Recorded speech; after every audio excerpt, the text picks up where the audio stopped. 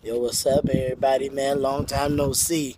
Had to log in today, man. Had to get this midnight message in, and we're gonna do kind of a quick one today. You see, I'm outside enjoying this weather, but I just wanted to get at y'all real quick, man. First off, before we get started, I just want to remind y'all tune in, FM 88.1.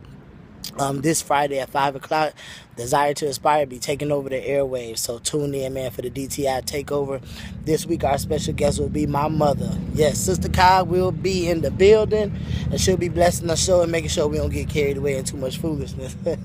I'm just playing, but yeah, definitely. So tune in. Thanks to everybody who's been supporting, everybody in the group Desire to Inspire. All of the new sponsorship will be announcing. Excuse me, the sponsors soon and whatnot. Facebook, Instagram, Snapchat, all the love we begin. Thank y'all, love y'all. Sorry we ain't been on here like, for the midnight message like, we want to, but man, we are working. We are working, you hear me? What I want to talk to y'all about today though, there's a song John P. Key sings called Never Shall Forget, and I was listening to it the other day and kind of caught ear to a reference that he makes in Psalms, what is it, Psalms chapter 9 verses 17. It says simply, the wicked shall be turned into hell, and all the nations that forget God. With everything that's going on, with things that people are going through, what I'm going through personally, professionally, I think it's just time for us to really just kind of take a time to remember. Take some time to remember, no matter what season you're in. You might be in the season of elevation, you might be in the season of contemplation, you might be at a standstill, but it's never a bad time to remember. And what they say in Psalms is that the people will essentially perish who not only don't remember, but who don't remember God. We used to do groups, and I probably told you all this before, but back at Haverwick when I used to do groups, a lot of patients that came in, they were victimized, whether it be physical abuse, sexual abuse, child molestation, so many different cases, and it was hard for me to be able to try to give them some sort of glimmer of hope. It was hard for me to try to be able to encourage them in a way to let them know that you can still make something out of your life and you can still move on. And in particular, a lot of patients had problem with forgiveness, and so I remember going to God and just praying, and just ask him, like, what was it that you want me to tell your people? Like, what is it, how is it that I can encourage people to forgive even when it doesn't really look like or feel like the person who they need to forgive should necessarily be forgiven? I'm gonna just be honest with you. And I remember him telling me clear as day, tell him that it's power in remembering.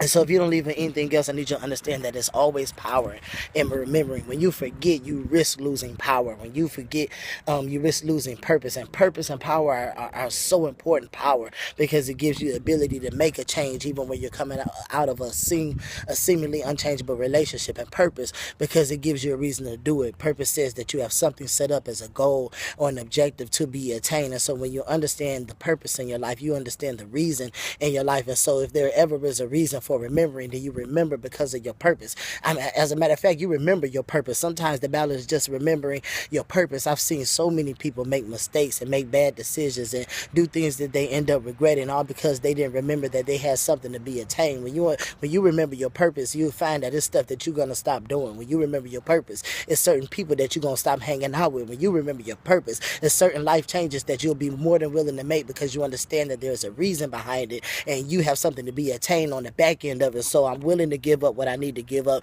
As a matter of fact, what I give up isn't really giving up anything, for the purpose that I attain is better than anything that I have now. Come on, y'all. I need you to understand this, that when it comes to the power of remembering, then the one thing that you must remember while you're remembering is God. And so no matter what you've been through, hard times, headache, heartache, a troubled past, a troubled childhood, molestation, abuse, sexual, mental, physical, whatever it is, but God allowed you the grace to get through through it. God allowed you the grace to see it through. God allowed you the mercy not to have been taken out. Other people were taking out that stuff that you were allowed to go through. And so when you remember, don't just remember the purpose, but remember the God behind the purpose. And so everything that you go through, you will know God got me through it last time, and so he'll get it through me this time. Sometimes it takes us remembering God's track record. He's never lost a case. He's never been a failure. He's never lied. He's never leaving us, and he's never forsaken us. And so we have to remember the God of purpose that says that he has something for us. He's calling us to something. He's leading us to something, and we cannot let the enemy or the devil or anybody from his camp deter us from the purpose that God has for us. Remember this. Remember this. The one who has power has empowered you to remember him. The one who truly has power.